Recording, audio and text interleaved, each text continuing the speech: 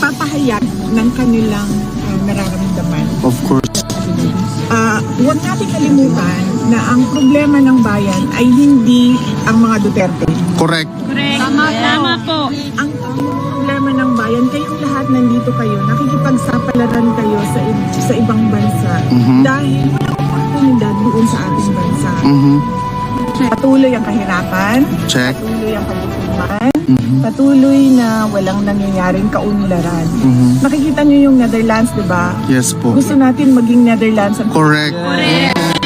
Bukas na ba, ma'am? Hindi nangyayari yun. Yun yung tanong natin. Yes. Pag-president ka na, ma'am. Bukas na mag-president ka. Bukas na po. Ma'am, mag-president ka na, ma'am. Huwag natin kalimutan yun. Vale. Na para sa inyo.